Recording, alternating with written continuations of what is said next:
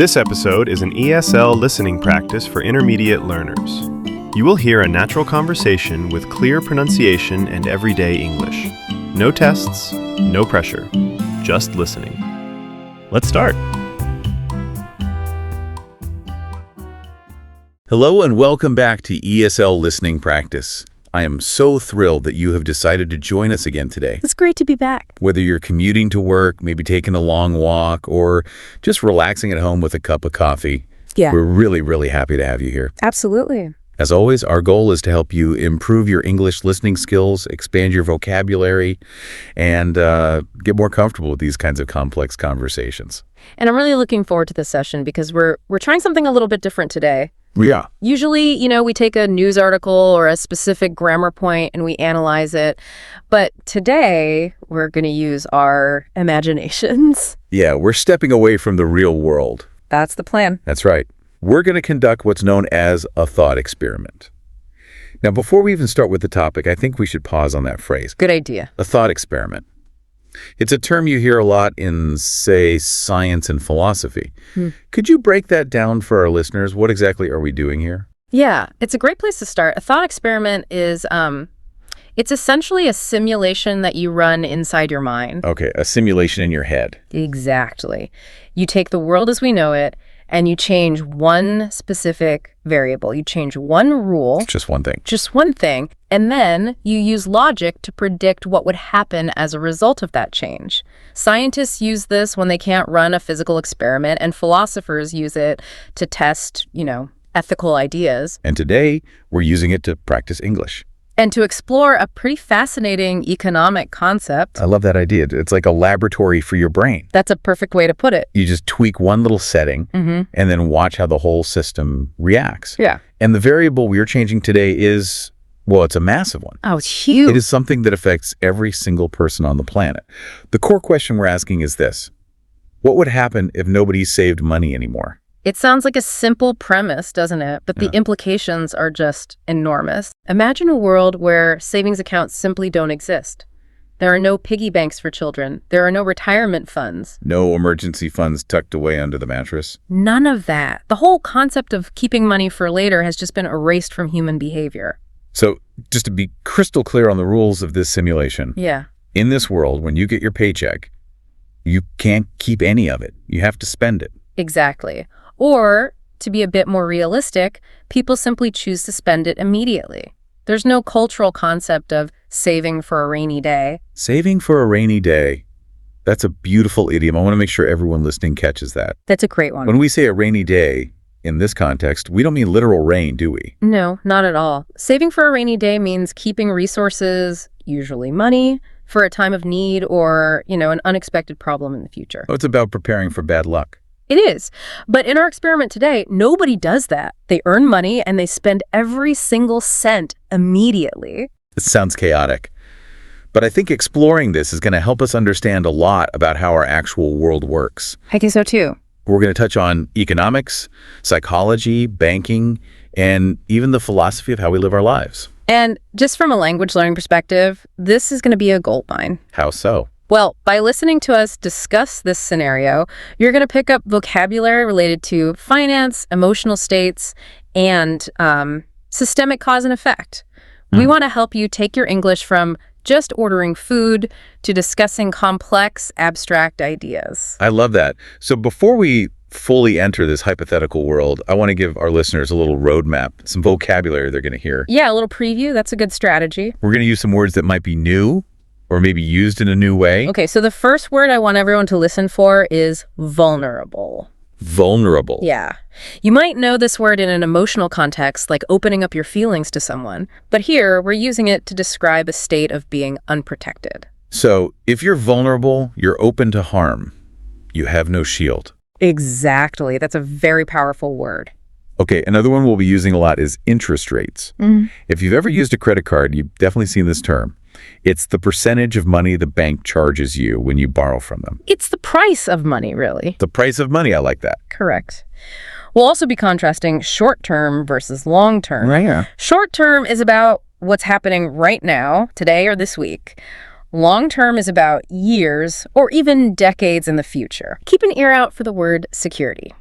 In this conversation, security implies stability, safety, and, well, a lack of anxiety. Okay, so Yeah. vulnerable, interest rates, short-term, and security. If you can master those 4 concepts, you'll really understand the heart of today's discussion. Absolutely. So are you ready to start the simulation? I'm ready. Let's flip the switch. Okay. Segment 1. Let's call this phase the honeymoon. The honeymoon. I like it. We're imagining that today, suddenly, nobody saves money. The rule is effective immediately. You get your salary and you spend it all by midnight. What does the world look like on day 1? Honestly, on day 1 and probably for the first few months, the world would feel absolutely incredible. Incredible. We have to be honest about that. If everyone suddenly stopped worrying about the future and just focused on the present moment, the atmosphere would be electric. It'll be a party, wouldn't it? Yeah. I mean, think about your own life. Yeah. If you knew you had to spend every dollar in your bank account right now, you'd probably go buy that nice jacket you've been looking at. Oh, for sure. Or you'd book that flight to Paris. You'd go to the most expensive restaurant in town. Exactly. There's a psychological release. The guilt that's associated with spending would just vanish. That's a good point. In our current world, when you buy something expensive, there's often that little voice in the back of your head saying, maybe you shouldn't do this. Maybe you should save this for retirement. In our simulation, that voice is just gone. It's gone. People would be fully engaging in what psychologists call instant gratification. Meaning getting pleasure right now, without any waiting. The delay is removed. And this brings up an interesting distinction in what people would actually buy. We categorize spending into 2 main buckets: goods and experiences. Okay, let's break that down. Goods are physical objects, right? Yes. Goods are things you can touch. A new television, a designer handbag, a sports car, a new sofa. Tangible items. Exactly. Experiences, on the other hand, are events. They're things you do. Like going to a concert. Going to a concert, taking a vacation, getting a massage, having a lavish dinner party. In this no savings world, I imagine we'd see a boom in both. Oh, definitely.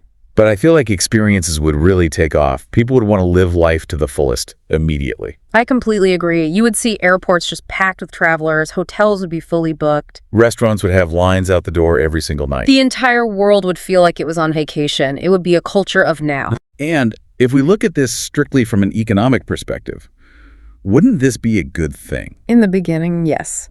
We always hear on the news that consumer spending drives the economy. So if everyone is spending 100% of their income, shouldn't the economy be booming? In the very short term, yes, absolutely. It would be a massive economic boost. Okay. You have to understand a core principle of economics. One person's spending is another person's income. Right. If I go to a restaurant and spend $200 on a meal, that money pays the waiter, the chef, and the owner. Exactly. And because those people also can't save, they take that money and immediately go buy new shoes or get a haircut. And that money moves instantly to the shoemaker and the barber. This concept is called the velocity of money. Velocity means speed, right? Like in physics. Precisely. It's the speed at which a single unit of currency, a dollar, a euro, moves from one transaction to the next. I see. In a world where people save, money sometimes sits still. It sits in a bank account for years. It has a velocity of 0. But in our experiment, the velocity is incredibly high. The money's just flying around the economy. So if you looked at the charts and graphs on the news during this honeymoon phase, all the arrows would be pointing up. All of them. GDP would be skyrocketing. Unemployment might even drop because businesses would be so busy they'd need to hire everyone just to serve the customers. It would look like a golden age. It would look like we had solved economics. There's just so much activity. And business activity just refers to what the total volume of buying and selling. The total volume of buying, selling, and trading. And in this phase, business activity is at an all-time high. It sounds perfect. It really does. Everyone is happy. Everyone has new clothes and is traveling the world. Businesses are making record profits. It sounds like we should just stop saving money right now. It's a very tempting picture, isn't it? It feels good. Why do we bother saving if spending creates such a paradise? But, and this is the most important but of the whole conversation. I knew there was a but coming. It sounded way too good to be true. It is too good to be true. This feeling, this honeymoon phase, is what we might call a sugar rush. A sugar rush. Yeah. When you eat a huge amount of sugar, you feel this burst of energy. You feel hyperactive and happy, but you can't live on sugar. Eventually, the energy crashes. And that leads us into the darker side of our experiment. It does. Let's move to segment 2, the personal crisis. The party is over. The reality of life starts to set in. Right. We introduced the word vulnerable earlier. This is where that word becomes the headline of the story. Yes. The initial excitement fades and people begin to realize the precarious position they're in. Precarious, meaning not very secure. Not at all. In this world without savings, every single person becomes incredibly vulnerable. And remember, we define vulnerable as being open to harm.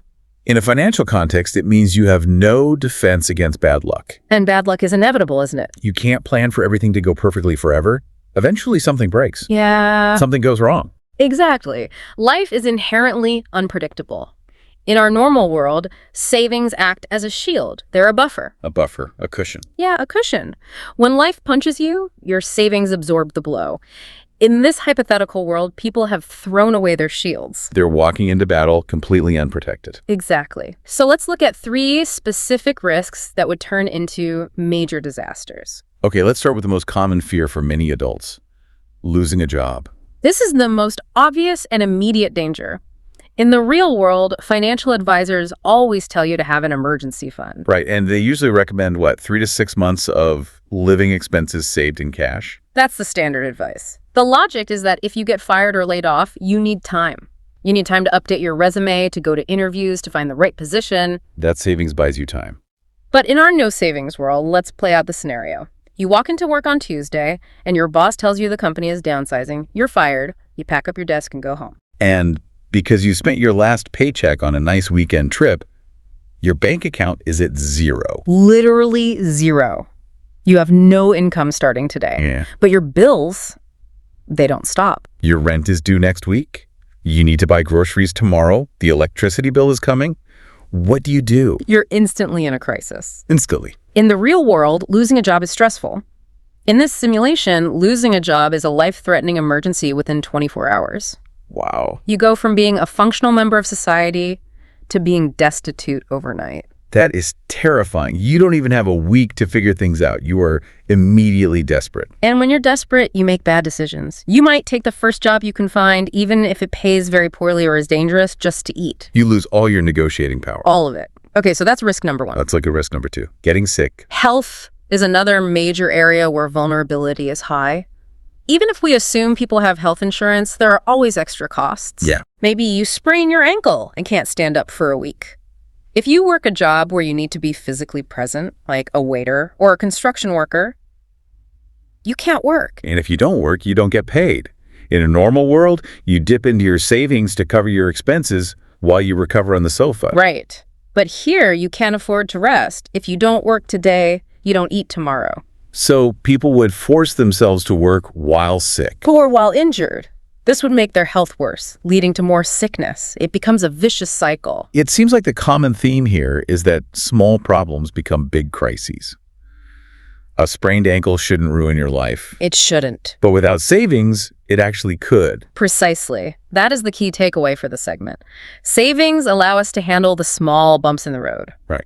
Without savings, a flat tire on your car isn't just an annoyance, it's a catastrophe. A catastrophe? How so? Well, if you can't pay the $200 to fix the tire, you can't drive to work. If you can't drive to work, you lose your job. If you lose your job, you lose your apartment. It's a domino effect. That's the perfect image for it.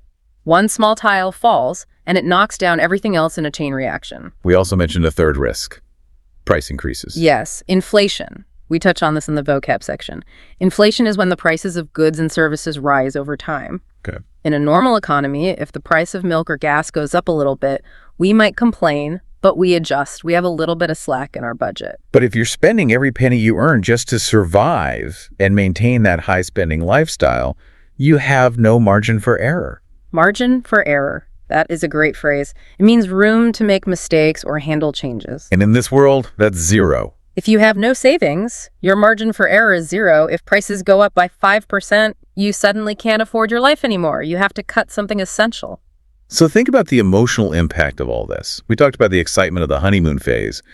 But once the reality of this vulnerability sets in, what's the dominant emotion? Stress. Absolute chronic stress. Constant anxiety. If you know that one missed paycheck, one flu virus, or one flat tire creates a disaster, you are living in a state of constant high alert. You never truly relax. And this leads to dependence, doesn't it? If you have no savings and a crisis hits, you can't solve it yourself. You have to rely on others. You have to ask family for money. Assuming they have any, which they don't in this world. Or you have to rely on the government. Or, worst of all, you have to rely on predatory lenders. And that brings us to a really deep concept that I think is the philosophical heart of this problem. Freedom. Yes.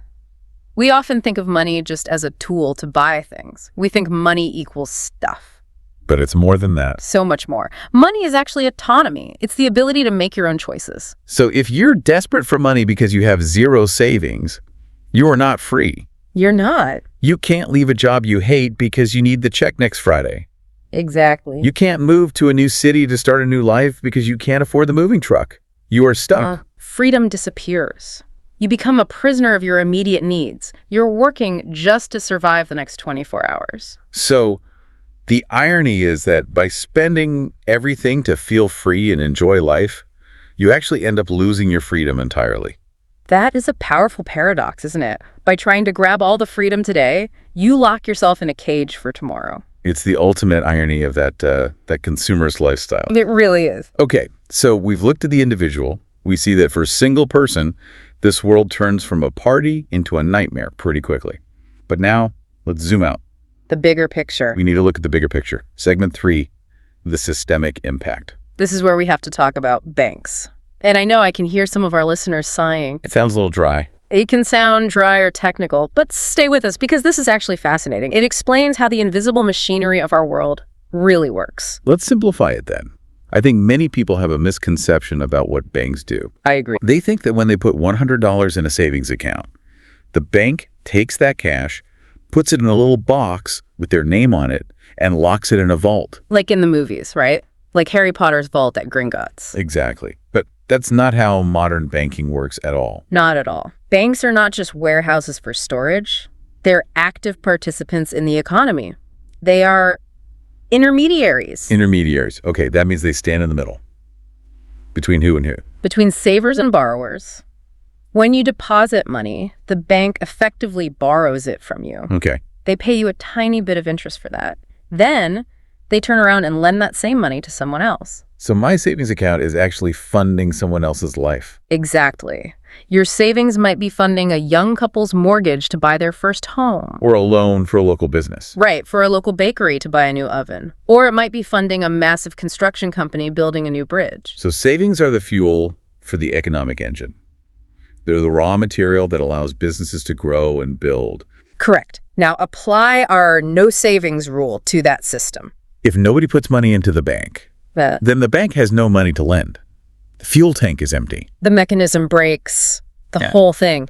If a brilliant entrepreneur has an idea for a new technology, but she needs $1 million to build a factory, she goes to the bank. And the bank looks at the vault and says, "Sorry, we have nothing." So the factory never gets built. The jobs at that factory are never created. The technology never gets invented. It stops the economy from expanding. It just freezes innovation. Wow. But it gets even more complicated. We need to talk about supply and demand. The golden rule of economics. It is. If something is rare, it becomes expensive. If there is a lot of something, it becomes cheap. Okay, simple enough. Right. Now think about money as a product. In our scenario, money available for lending is incredibly rare because nobody is saving. But people still need loans. They still want to buy houses or start businesses, so the demand is still there. So you have high demand for loans, but basically zero supply of money. And what happens to the price of a loan? It goes up. And the price of a loan is the interest rate. Precisely. In this hypothetical world, interest rates would skyrocket. How high are we talking? Today, a mortgage might be 5% or 7%. In our no savings world, it might be 50%. It might be 80%. That would make borrowing money impossible for almost everyone. It would. Nobody could afford to buy a house. Nobody could afford to start a business. So let's trace this chain reaction. No savings leads to empty banks. Empty banks means scarce loans. Scarce loans mean astronomically high interest rates. And high interest rates mean businesses can't grow and people can't buy homes. It's a downward spiral. And here's that irony again. We said earlier that in the beginning, the honeymoon phase, the economy would look good because of all the spending. Mm-hmm. But eventually, the system collapses because there's no investment. Think of it like a farmer. If a farmer has a bag of corn seeds, he has two choices. He can eat all the corn today and be full and happy, or he can eat half and plant the other half in the ground to grow more corn for next year. Saving is planting, spending is eating. Exactly. If you eat all your seed corn, you have a great feast today.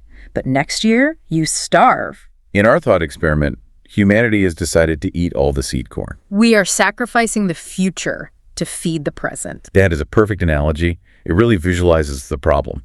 By trying to enjoy life more in the present, society actually makes life unstable for everyone in the long run. Unstable. That's a good word to revisit. It means shaky, not secure, likely to fall down. Like a chair with 3 legs. Or a house built on sand. Without the foundation of savings, the whole economic house just collapses. This brings us to the next layer of our experiment. We've talked about money and banks. Now let's talk about something even more fascinating. Mm-hmm. The human mind. Mm-hmm. Segment 4. The cultural shift. This is perhaps the most subtle, but also the most profound change. Why is that? Because money isn't just math, it's psychology. How we handle money changes how we think about the world and how we think about ourselves. That is an interesting claim. So you're saying that the simple act of putting money in a bank account actually changes your personality? I believe it does. I mean, think about what saving actually requires you to do. Okay. It requires you to look at something you want right now, maybe a new phone or a nice dinner, and say no. You're saying no to your current self so you can say yes to your future self. Exactly. And that is the definition of patience. It's delayed gratification. Delayed gratification. It trains your brain to think about a timeline longer than just today. It forces you to imagine the future. So in our world where nobody saves, we lose that training. We stop exercising the patience muscle. And it atrophies. We shift to a now mindset. The whole culture becomes short-term focused. Okay. If the rule is to spend everything immediately, your brain just stops planning. You stop looking at the horizon, and you only look at what's right in front of your face. You become impulsive. How would that affect things outside of money? If our brains get used to instant reward, how does that change other parts of life? Let's take education, for example. That is a great example. Think about a university degree or learning a trade. It takes years of hard work. Right. You have to study late at night, write boring essays, stress over exams. You are sacrificing your time and energy now for a reward that comes 4 years later. That's a form of saving. You're investing your time. Exactly. Education is just saving applied to knowledge. But if everyone has a now mindset, if everyone is addicted to instant gratification, who is going to want to study for 4 years? Why struggle for 4 years when I can just go have fun today? It's a very simple calculation. We might see a massive drop in people becoming doctors or engineers or scientists. Right. Those paths require immense long-term dedication. So people might prefer what? Quick, easy jobs. Quick, easy jobs that pay cash immediately, even if those jobs have no future. That makes sense. And it would change careers too. People would just jump from job to job looking for the quick buck rather than building a career over 20 years. And think about relationships. Okay. Relationships require work.